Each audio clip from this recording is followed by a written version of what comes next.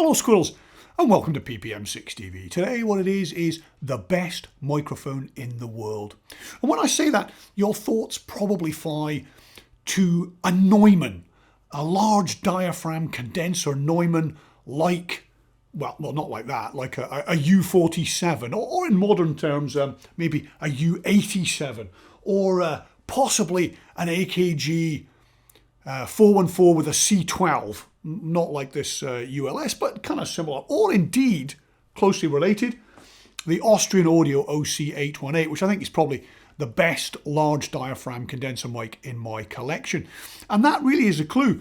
All of these microphones and hundreds more made across the world in that format are large diaphragm condenser microphones. They seem to hog the limelight. But if you go to any classical recording music studio in the world, I'm betting that the mics most often found in their cupboards will be made by Schoeps, a well-respected German manufacturer, but one that doesn't make a large diaphragm condenser microphone.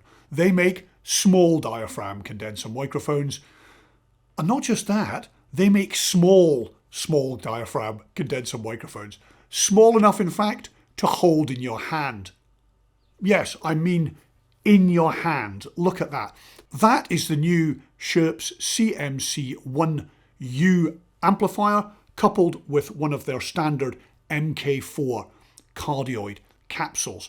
And this new amplifier is compatible with all their interchangeable capsules and range of accessories for their CMC series. That is a remarkable engineering achievement. When you look at what is already a small microphone, this is a KM184 from Neumann, and you look at the Schoeps, it is literally half the size.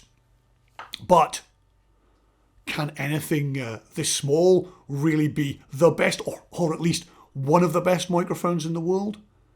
Well, let's give it a whirl. If the Schoeps CMC1 is going to compete to be the best microphone or one of the best microphones in the world, it's got to take on the big boys, literally. Big boys like this large diaphragm condenser, the OC818 from Austrian Audio. It's in loads of my videos and it is very, very good indeed. So, for a classic battle, we need a classic text. This is from Creeds, Councils and Controversies. Documents illustrative of the history of the church, AD 337 to 461. Heavyweight stuff indeed. Basil on the doctrine of the Trinity.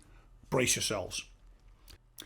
It is indispensable to have clear understanding that, as he who fails to confess the community of the essence, ousia, falls into polytheism, so he who refuses to grant the distinction of the hypostases is carried away into Judaism. For we must keep our minds stayed, so to say, on a certain underlying matter, and by forming a clear impression of its distinguishing properties, so arrive at the end desired. Suppose we do not bethink of us the fatherhood, nor bear in mind him of whom this distinctive quality is marked off. How can we take in the idea of God the Father? For merely to enumerate the differences of persons, prosopa, is insufficient. We must confess each person, prosopon, to have an existence in real hypostasis.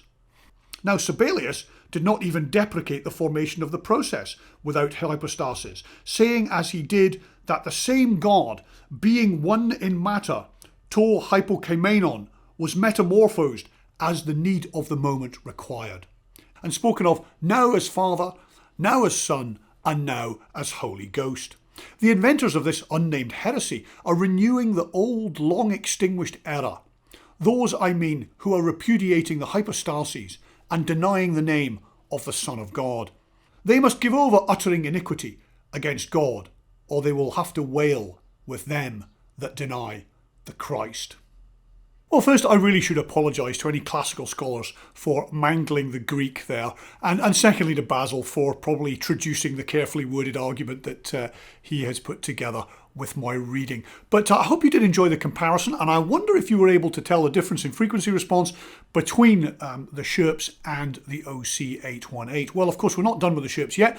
We've got several other comparisons to do, including one of my favorites, which small diameter condenser mics, which is the Neumann KM184. And I'm also particularly looking forward to the AKG 480, which has a ruler flat frequency response. So watch out, Mr. Schoeps. Please do subscribe. It does help. Thanks for dropping by. Bye for now.